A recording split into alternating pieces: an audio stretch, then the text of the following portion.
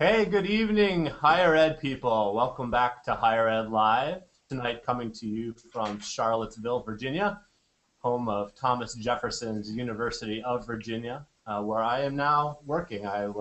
Last time we spoke, I was at Washington and Lee University. I have since switched over to the University of Virginia, and it is great to be here with you tonight. Please be sure to follow me during the course of the show at Ryan Catherwood. I definitely encourage you to also follow the hashtag HigherEdLive. And certainly feel free to ask some questions during the course of the show. And although I saw all the notes my guests have prepared for you all, we'll try to slip in some questions if possible tonight. I've been looking forward to tonight's show a lot because the topic is extremely important to all of us. It's even possibly a bit controversial. But what's more likely is that it's just simply underexplored.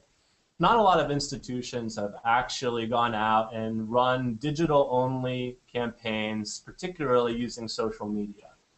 So what we're going to talk about tonight is best practices associated with an entirely digital fundraising campaign using social media to interact, to communicate, and then, of course, to ask for some cashola from all of your alumni and constituents. So we're going to discuss all sorts of great stuff. Tonight we have two incredible guests from Skidmore College. We have Jen Castellani and Danielle Norden, and they're going to talk tonight about Skidmore College's 24-hour challenge. And as a point of reference, we're also going to talk about Florida State University's great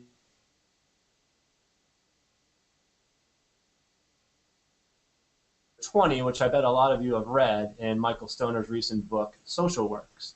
So we'll have a chance to talk about two different successful fundraising campaigns using the digital space. And at the end, both Daniela and Jen will have some great tips for executing your own campaign. But before I formally introduce my guests, a word from our sponsors. Omni Update is the leading web content management system CMS provider for higher education. The company's web CMS, OU Campus, is secure and scalable with great tools and features, deployment flexibility, and a great experience. So if you're looking for a web CMS, sorry, I got distracted by looking at Twitter. Experience Omni Update's award-winning OU campus through a live demo at omniupdate.com. Integral. Higher Ed Live is sponsored by Integral, the creators of the Schools app, a private Facebook community to boost enrollment and retention. Check out their blog, Integral Insights for posts on admissions, marketing, student engagement, and social media in higher education. We're tweeting the link to their blog now. Okay, now, time to get started. We have two incredible guests tonight from Skidmore College. Allow me to introduce them to you. We have Jen Castellani, is the Development Officer at Skidmore College. Previously, she worked in her undergraduate alma mater's annual fund for 4.5 years, advancing to Associate Director of Annual Giving. She also has higher education admissions experience, holds a BA in Technical and Professional Communication, an MA in Mental Health Counseling, is currently a doctoral student in Educational Leadership and Higher Education Administration. Daniela Norden is the Online Community Manager at Skidmore College. She is responsible for developing and implementing the college's overall strategy in social media, coordinates the social media efforts of all college offices and departments, trains staff and students in social media techniques and policies, and is the primary producer of content, that all-important content, for sites such as Facebook, Twitter, LinkedIn, YouTube, and your favorites. Daniela has a BS in Environmental Communications from the Ohio State University and an MA in Communications from the University of Albany, SUNY. Hey, ladies. How are we doing tonight in Saratoga? Great. Good to be Hey, here. Ryan. Good. Fantastic. Well, let's get right to it. Daniela, let's lead off with you. Can you give us a little background on your digital communications presence and tell us who your alumni are and where you are seeing the most interactions before launching the campaign. Sure. Well, first off, a little bit about Skidmore. We are a small private liberal arts college in lovely Saratoga Springs, upstate New York. We've got about 2,400 undergrads, just to give you an idea. We were founded as an all-women's institution and went co-ed in the 70s. And before my arrival on campus, it almost felt like the 70s when it came to social media, but I like to think that I raised the level a little bit. We were very scattered and decentralized. We mainly used Facebook and Twitter for news dissemination and not so much for engagement.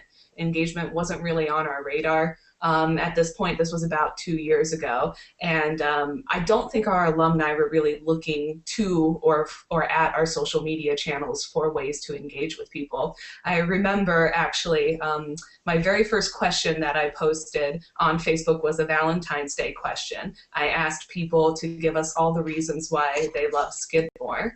And I remember we got 15 responses, 15 comments, and 5 likes, and I was the happiest kid on the block that day.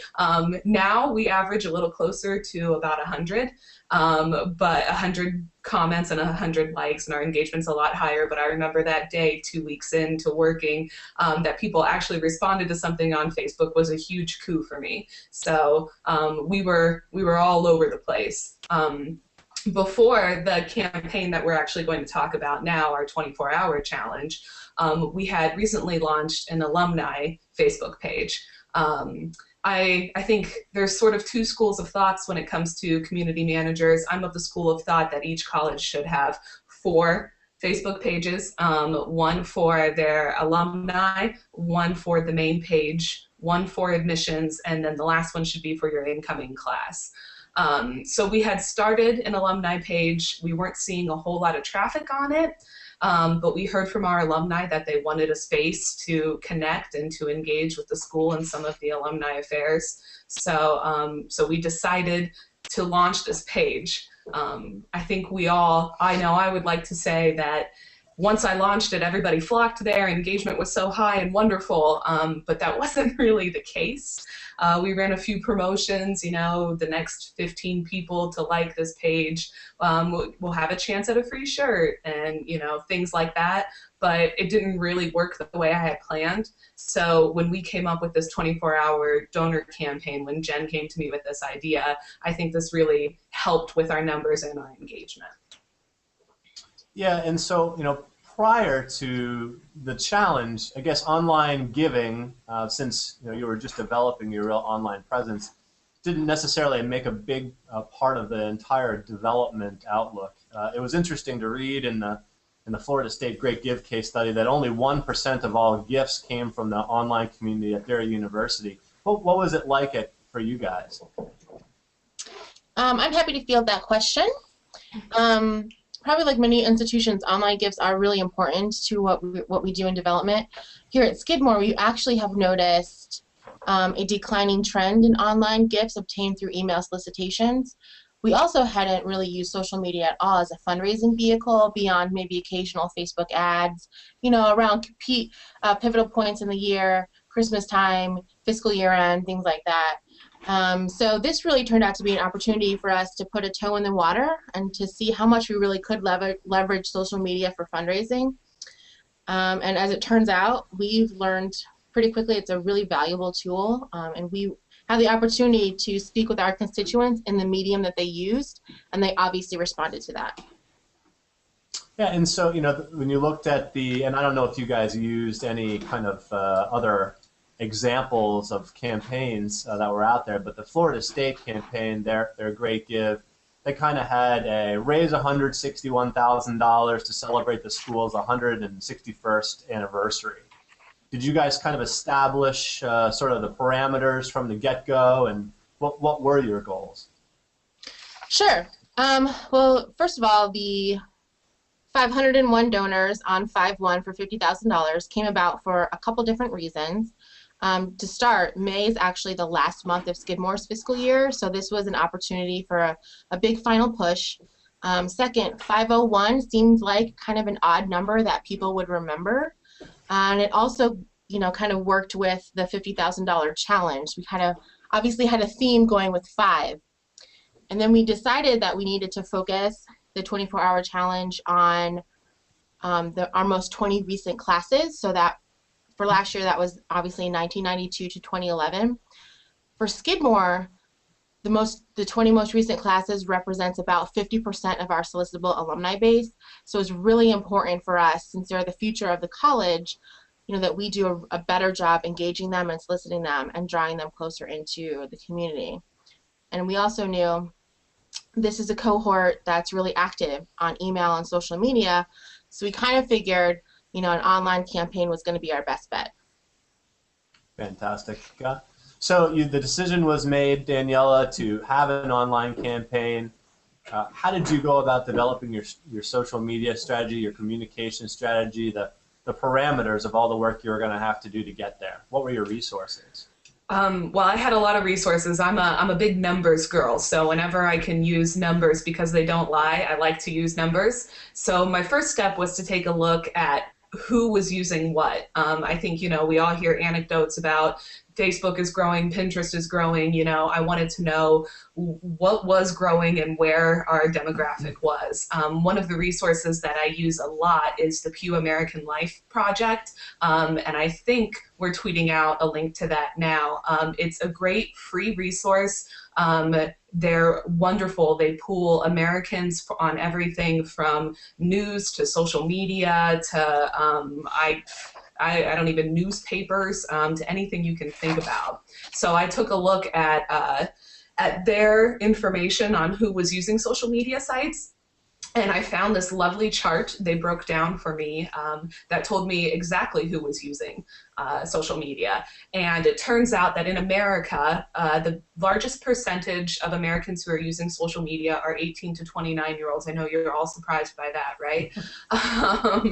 And that most of these young adults are actually college educated or college graduates, which turns out in my favor because we work at higher ed institutions. And a surprising statistic was that a larger number, about 75% of this demographic, are women, which again is also in my favor because most of our alumni are women, since we were founded as an all-women school. And actually, I think national trends show that more women are going to school than men.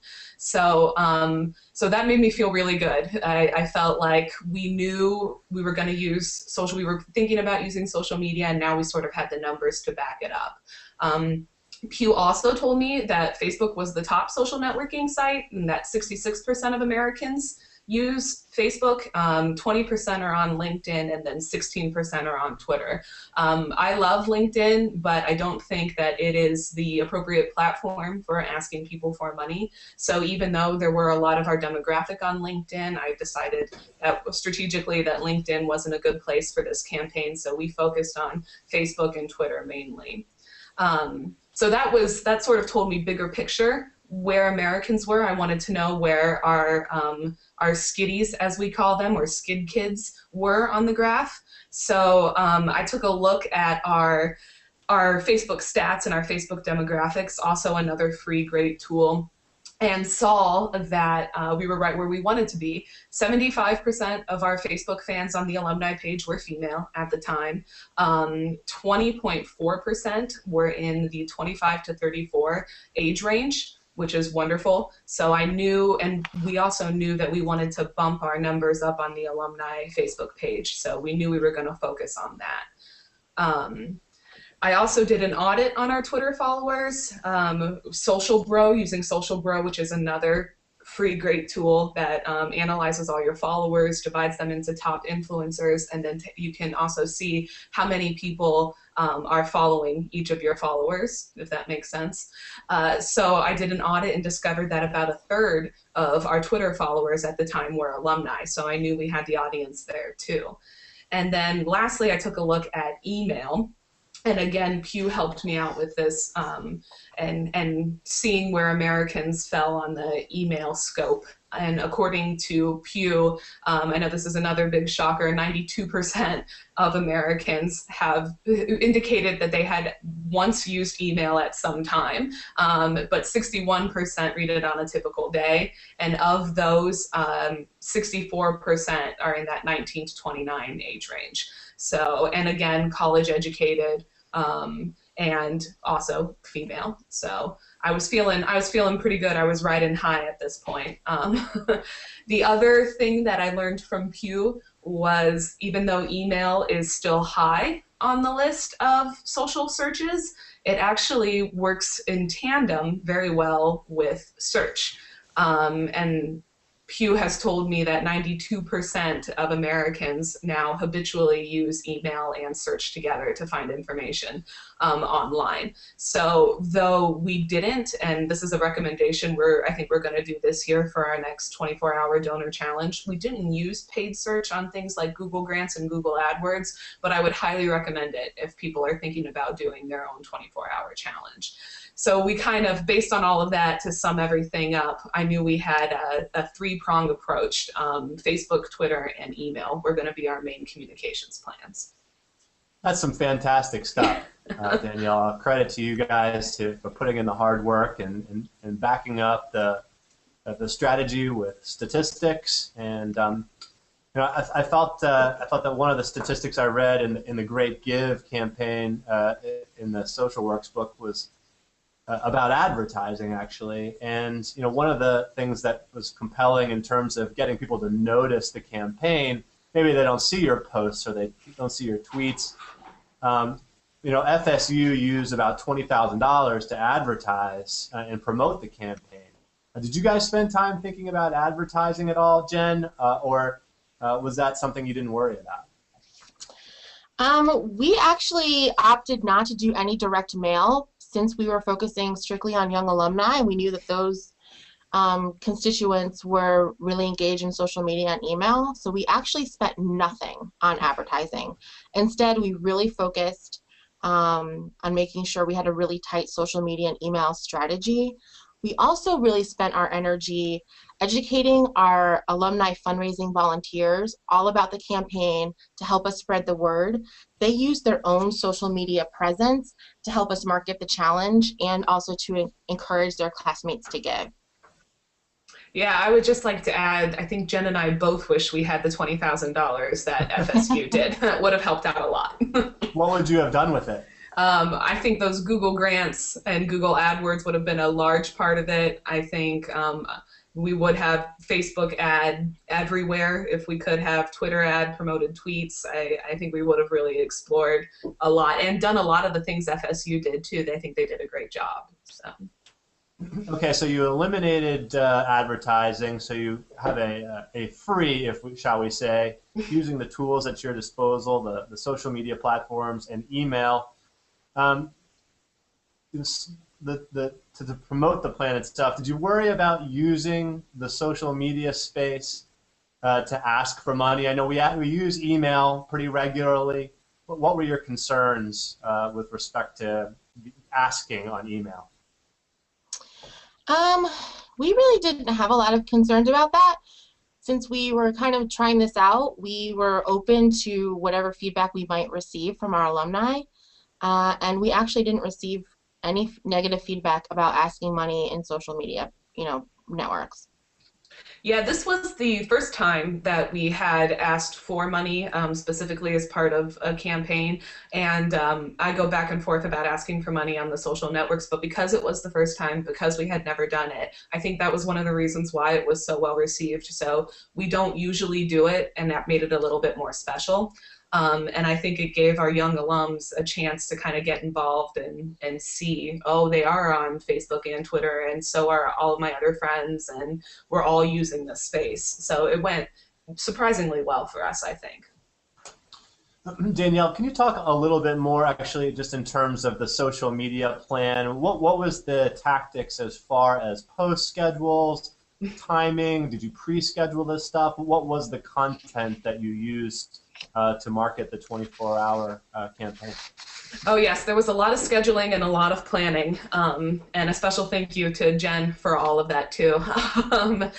Timing is everything. So we actually sent out one email a week before and then timed that email to a sort of what I call a save the date post on Facebook. And I would say, you know, this is not something I think you should really focus on promoting ahead of time, because the magic sort of happens the day of. If you're going to, you know, send your resources one way or the other, invest in educating your volunteers and educating sort of what I like to call your online ambassadors, and I think FSU calls them that too, making sure that they're aware of what you need them to do the day of. So we had posted a save the date. It got a little bit of response, you know, 7 likes and a couple of shares. But you know, I thought it was good to let people know that it was going to happen. The other thing that I kept in mind when we were doing this communications plan was to keep things consistent. If you're calling it the 501 challenge or the 161 challenge, or what FSU called it, the giving day, stick to it. Make sure that your branding, your images, your graphics all reflect that name. Make sure that your email has 501 challenge in it. You have a hashtag. We had a hashtag that was Skidmore 501, and that you aren't confusing the audience and taking a risk of losing their gift if you call it something else. We actually were lucky enough to hit our goal of 501 donors in mid-afternoon, but we still kept it give to the 501 challenge, so that people knew, even though the message had changed a little bit, that we were still staying consistent with that challenge. The other thing Jen and I really worked hard to do was to work smarter and not harder. We had a lot of wonderful testimonial gold coming out of our alumni on Twitter and Facebook, and it was really just too good to pass up. So we actually took a couple of the tweets and just screenshot them and dropped them right into an email going out to our alums. We had one alum, his tweet was wonderful. It was, "Dear Skidmore College, no donation amount could match my love to you. Proud to give what I can." And you can't pay people for things like that. So we pulled that nugget out, dropped it into an email and said, this is what your peers are saying, you know, get on board with what's going on. And that worked really well for us. We posted it as, you know, breaking news. We also had a volunteer club member who got his iPhone out and shot, you know, a 20-second video that was like, this is, you know, your one-shot chance. This is one day. Give what you can. Took that video, put it right into Facebook, and shared that with everybody that we could. So keep your eye out for opportunities like that, because it's hard to create that content on your own. And if it's out there, then all you need to do is curate it and use it wisely. The other nice thing about social media is that it's in real time. So we had pub nights, regional pub nights going on that night, people posting pictures and tweeting from their pub nights.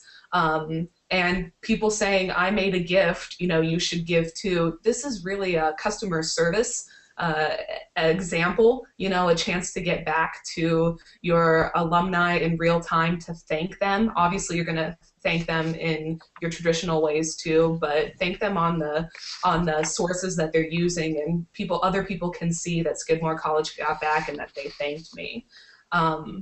And the other thing is, you know, social media, I like to call it the water cooler talk.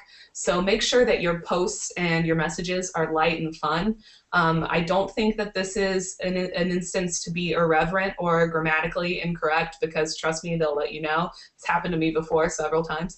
But keep it fun and keep it light. We had a couple of posts that were like, holy smokes, you blew this out of the water, and stuff like that. I think people appreciate, because you're talking to them on their level.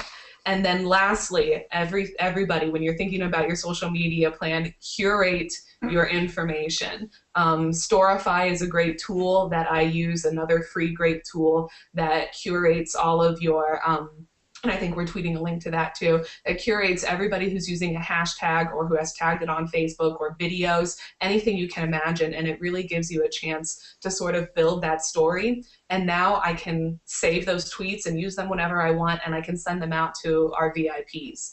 So those are all good points to keep in mind when building your social media plan. Yeah, just absolutely fabulous stuff. And one of the things that sticks out in my mind is the idea of the ambassadors, right? So you've got people who, whether they are trained in advance or not, to really kind of advocate the forward momentum and the helping, as that gentleman did with the testimonial and the tweet. That's just great. That's just great stuff. So, in Social Works, there was also a mention that Florida State kind of had some online ambassadors that were prearranged in some capacity.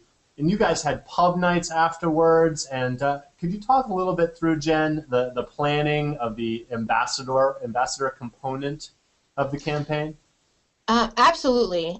Just like FSU, I absolutely believe that word of mouth was vital to our success. And I absolutely believe that word of mouth includes social media, text messaging, personal emails, phone calls.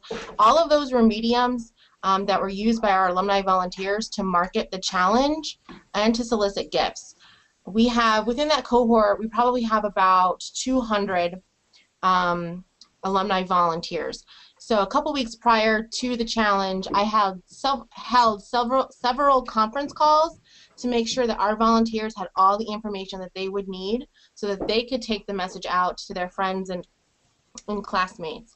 They, frequently throughout the week before, when we were doing our own marketing on our own social media, and then the day of, they would share Facebook messages. They were, retweeting the college tweets. They were crafting their own tweets. But either way, they were taking the message to their own network, which is exactly what we needed. We also, to mention that we used our phone-a-thon students that evening as well. So they were calling our target constituents on 5/1 to solicit gifts. So that also, I think, was important, that we used our alumni ambassadors.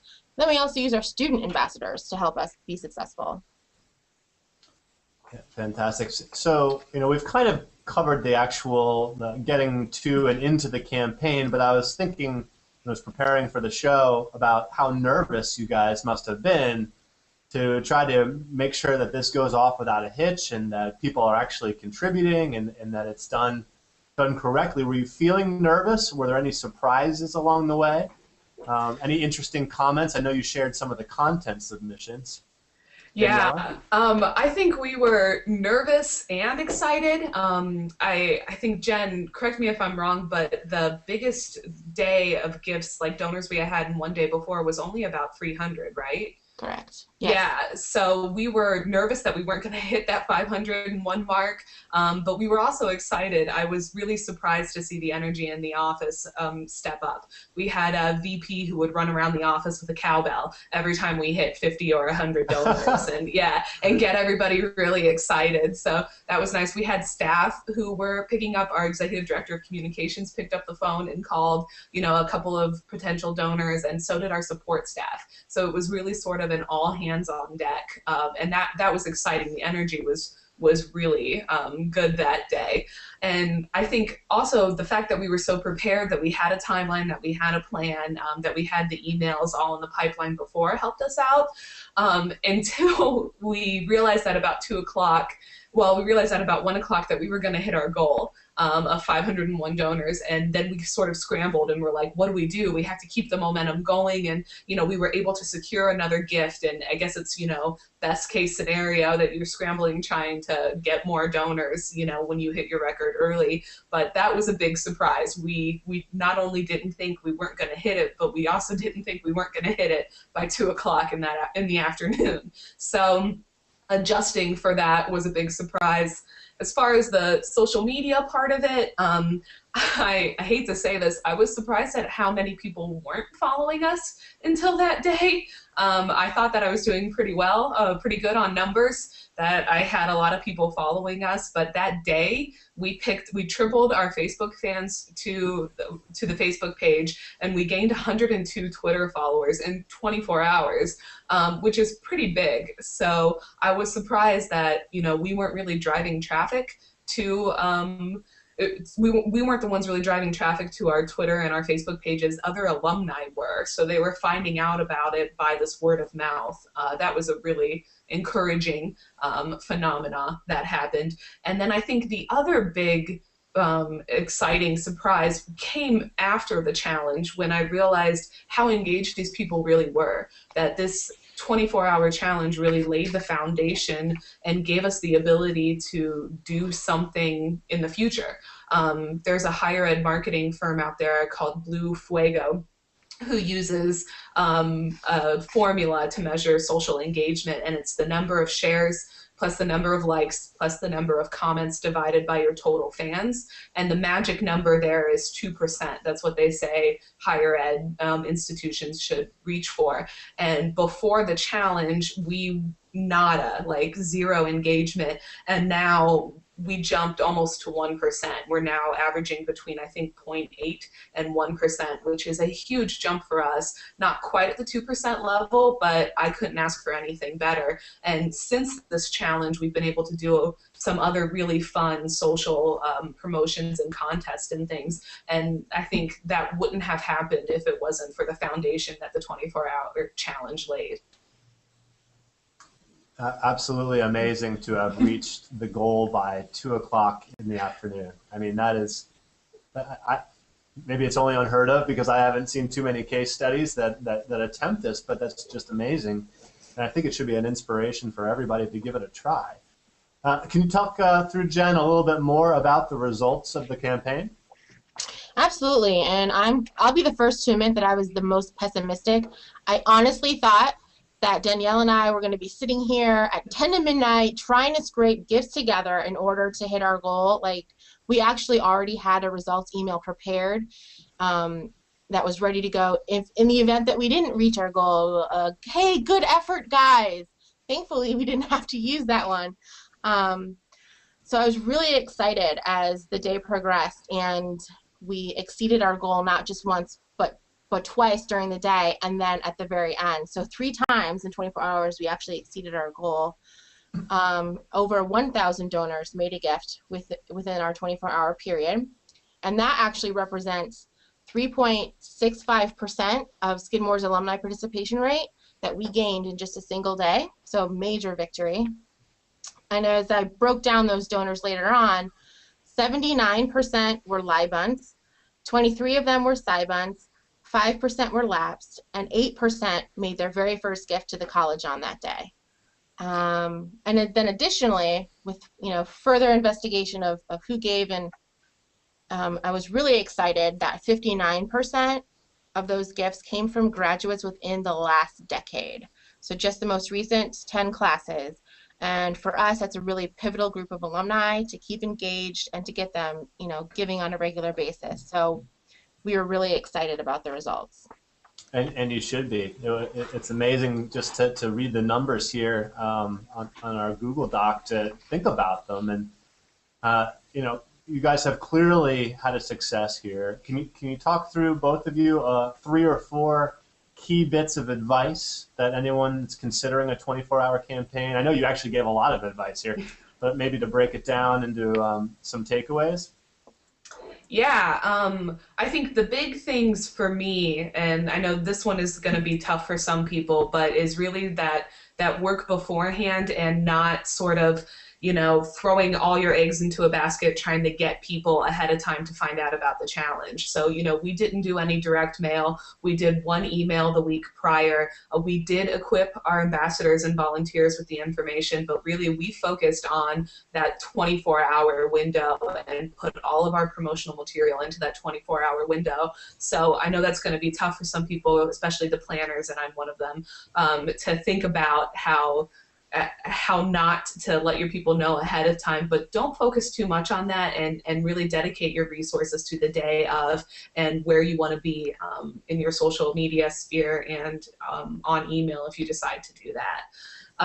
The other thing I think that I could have done better as the face of Skidmore on social media, was really follow up with all of our donors. I think, Jen and I had been there from 8 a.m. till midnight the night of, and I wasn't really thinking about, I knew the numbers that we had, and I wasn't really thinking about sort of closing this loop, especially for our West Coast alums that night. And I woke up the next morning and found that a couple people had posted, what were the final numbers? And I think it's really important. I mean, I'm not telling everybody to stay up until 3 a.m., but really important to even post something that says, thank you everybody for all of your donations that came in tonight. We'll post the final numbers tomorrow. Or we're overwhelmed by the support. We know we hit our goal and we went over and succeeded it. Thanks to all of your help, but we don't have the final numbers. And of course, we did send out a thank you email actually with a message from our president and a couple of student callers. But I think that night of, because it's a 24-hour challenge, you really have a small window to get back to people and follow up and make them feel good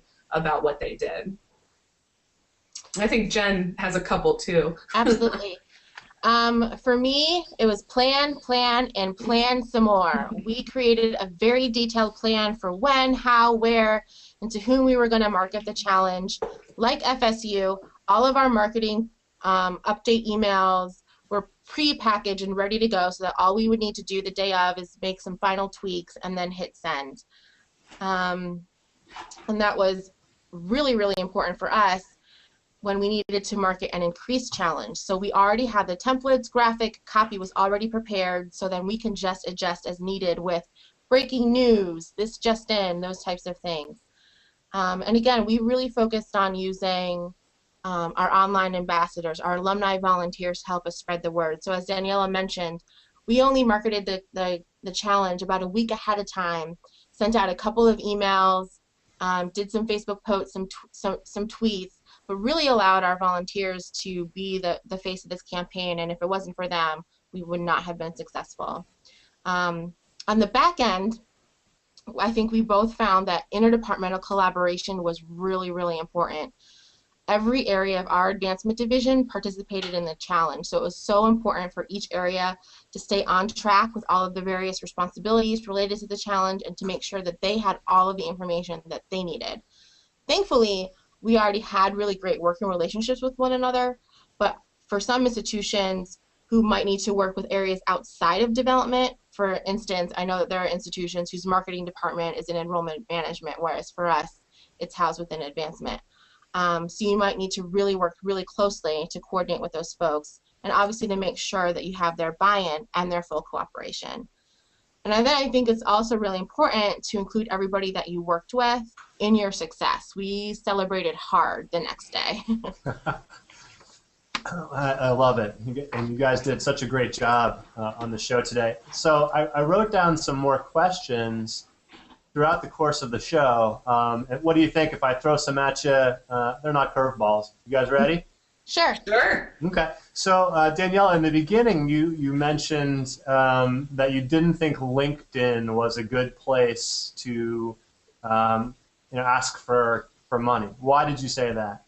That's a really good question. I think it's sort of an institutional question too. So we haven't really tapped into LinkedIn the way that I think some other colleges are doing a good job of it. And LinkedIn for us is more facilitating the conversation between our alumni and our current students. Our career development office is great at using getting tutorials and how to use people, and we're really focusing on sort of that networking aspect with LinkedIn right now. So I don't think I was ready, and I don't think Skidmore as an institution was ready to think of LinkedIn as a place to ask for money. And that may differ for some people, but our engagement wasn't really high in LinkedIn, and it wasn't really a target for us.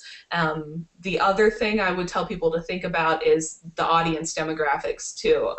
A lot of people in our LinkedIn group and following our page are more than just our young alums. There are older alums, and there are actually some parents in there too. And we wanted this particular challenge to be a young alumni donor challenge and to get those numbers up. And that audience just wasn't there in LinkedIn. So. And one of the other thoughts that I had when I was listening to you guys talk was the pub nights, which were a really great addition to sort of the celebration of the success of the campaign. Did you guys also sort of coordinate something specific through your engagement team with the regional clubs or chapters or groups, whatever you call them, and the volunteers specifically, or were they more like class agents or development-oriented volunteers? How did you guys leverage that sort of volunteer angle? Sure. We held 3 regional events, one here in Saratoga Springs, one in Boston, one in New York City. Boston and New York City because that's where a majority of our young alumni live. So we worked with our alumni affairs staff who worked with the regional volunteers in those areas to put together pub nights where we invited everyone in that area who falls within our young alumni cohort to come out, have a really great time, do some informal networking, get live updates about the success of the challenge, and just really hang out and celebrate, which is actually what happened to a degree, I think, beyond what we were expecting. We had such great turnout in New York City. About 100 people attended, about 60 in Boston, and unprompted, they were so excited about how well the challenge was going that they were texting their friends, they were emailing from their phones, encouraging everyone to get involved. Obviously, we're fundraisers, so we did have staff there to take gifts, as needed. We did solicit them via our invitations to those events to say, hey, come prepared to make a gift and make this happen. So volunteers and staff members were taking gifts, and then they would just text me to let me know how many gifts that they had received. That way I could include those in all the other updates that we were doing. So yeah, and the whole thing can just be packaged up in this nice little thing that you could hand out to somebody and say, this is what you need to do, guys. You guys did an amazing job with this campaign, and you've decided to do another one this year. Any reservations about doing it on an annual basis or in a different sort of framework? Will the goals be the same? What's the take on this year? All right. Well, because we secured over 1,000 donors last year, the goal for this year is 1,000. However, because we're actually doing a Young Alumni Initiative right now, we are going to expand the 24-hour challenge to include our entire alumni population. And so we will this time now actually add a direct mail component because obviously some of our older alumni are not as engaged on social media. So we're going to be branching out and taking this to our entire alumni population, and knock on wood that we exceed our goal again. Nice. And if someone in your office says, you spilled the beans a little too early on that, just blame Catherwood. He made us talk about it on Higher Ed Live. Alrighty. But thanks so much, you guys, for a fantastic show. I really appreciate it, and I learned a lot myself. You guys did an excellent job. Sort of to sign off here, just a brief plug about next week. Join Mallory, Sven, and many more for a Higher Ed Web Northeast recap, I believe. And I'll be back hosting the end of April with an amazing show focused on measuring alumni engagement, which I know everybody will want to check in. And so on behalf of Daniela and Jen, have a great night, everybody. Take care.